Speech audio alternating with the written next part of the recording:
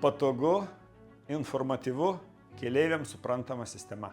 Labą dieną, esu uždarosios akcinės bendrovės Tauragės autobusų parkas direktorius Rimantas Martinavičius. Ir noriu pasakyti, kad prieš eilę metų su Tauragės rajono savivaldybe pradėjome aptarinėti projektą Naudinga Tauragiai. Tai buvo naujų informacinių ekranų diegimas Tauragės mieste.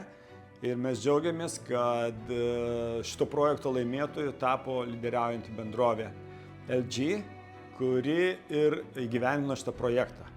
Ir tikslas buvo, kad mes galėtume matyti autobusų kursavimą, jų maršrutų tankį, vėlavimo laikus ir tuo pačiu pateikti keleiviam pačią naujausią informaciją realiu laiku apie vykstančius, kursuojančius, atvykstančius, išvykstančius autobusus.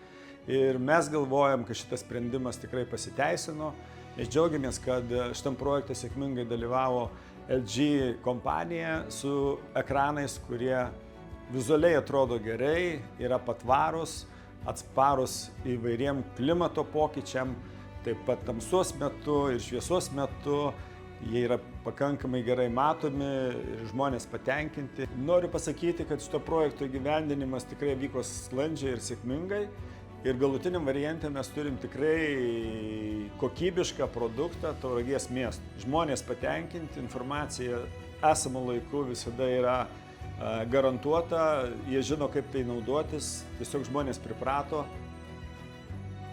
Customer has full access to remote control of the display, settings, adjustments, and it makes it easier to control the existing or past content on the display. Modern technologies allows the screen to be viewed at any virtual angle under direct, strong sunlight or to operate rain, snow, dust, and wind conditions.